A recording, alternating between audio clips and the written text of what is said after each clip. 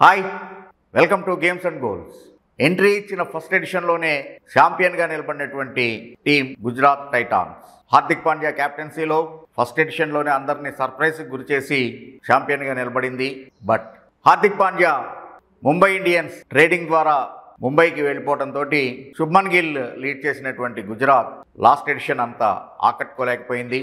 అతని మీద నమ్మకంతో గుజరాత్ టైటాన్స్ శుభ్మన్ గిల్ని రిటైన్ చేసుకోవటం, ఈ ఏడాది కూడా అతనే జట్టుని ముందుండి నడిపించాల్సినటువంటి బాధ్యతను తీసుకోవటం, దాంతో శుభ్మన్ గిల్ మీద కొద్దిగా ఒత్తిడి ఏమైనా ఉంటుందా, కెప్టెన్సీ లేకపోతే కనుక ఫ్రీ హ్యాండ్స్ ఇచ్చినట్టు అవుతుందా అనేటువంటిది కొంచెం లాస్ట్ ఇయర్ కొన్ని క్వశ్చన్స్ అనేటువంటివి రైజ్ అయినాయి. ఈసారి దాని నుంచి ఎలా ఓవర్కమ్ చేస్తాడు, ఎలా బయటపడతాడు అనేటువంటిది చూడాలి. అయితే గుజరాత్ టైటాన్స్ విషయంలో మంచి ఆల్రౌండర్లని ఉంచుకుంది. పర్టికులర్గా రషీద్ ఖాన్ని రిటైన్ చేసుకోవడం ఒకటైతే, వాషింగ్టన్ సుందర్ ఎస్ఆర్హెచ్ నుంచి అటు గుజరాత్ టైటాన్స్కి వచ్చాడు. సో ఆ రకంగా మంచి ఆల్రౌండర్స్ ఉన్నటువంటిది. Sai Sudharsan is there on top, Tamil Nadu opening batter.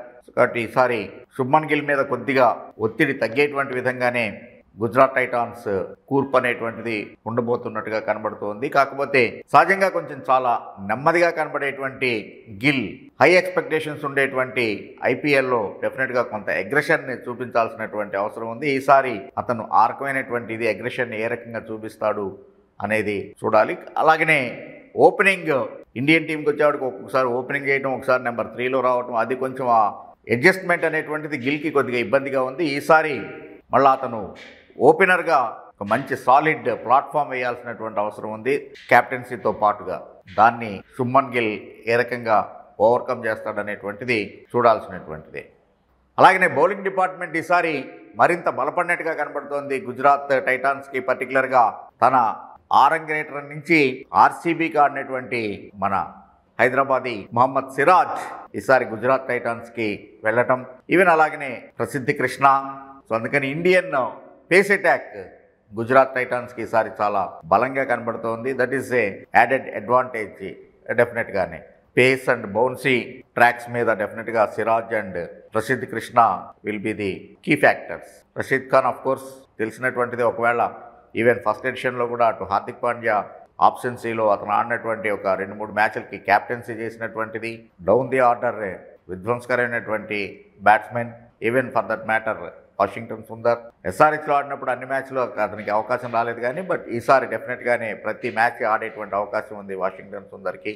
ఈ రకంగా ఈసారి డెఫినెట్గానే గుజరాత్ టైటాన్స్ మరొకసారి వాళ్ళ ఫస్ట్ ఇయర్ ఫీట్ని రిపీట్ చేసేటువంటి అవకాశం అయితే కనబడుతుంది because of their all rounders placements. మిగిలినటువంటి టీములతో చూస్తే నేను చెప్పినట్టుగానే ఆల్రౌండర్లు ఎక్కువగా ఉన్నటువంటి వాళ్ళు, ప్లస్ అందరూ కూడా కేవలం ఆల్రౌండర్స్ కాదు, వాళ్ళ యొక్క ప్లాన్స్ని పర్ఫెక్ట్గా ఎగ్జిక్యూట్ చేయగలిగినటువంటి ఆల్రౌండర్స్ ఉండటం ఈసారి గుజరాత్ టైటాన్స్కి ప్లస్ పాయింట్గా చెప్పుకోవచ్చు. So that is the strength of Gujarat Titans అనుకుంటే, వీక్నెస్ అనేటువంటిది ఒక్కటే శుభ్మన్ గిల్ ఏ రకమైనటువంటి అగ్రెషన్ని చూపిస్తాడు, టీంని ఏ రకంగా ముందుకు నడిపిస్తాడు, లాస్ట్ ఇయర్ నుంచి ఎటువంటి పాఠాలని నేర్చుకున్నాడు అనేటువంటిది చూడాల్సినటువంటిది. ఎందుకంటే అటు క్యాప్టెన్సీ తోటి అతను last year as a batsmen కూడా అంత ఇంప్రెసివ్ షో చేయలేదు.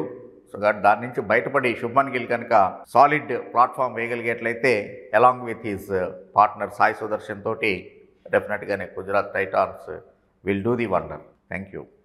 Thanks for watching games and goals.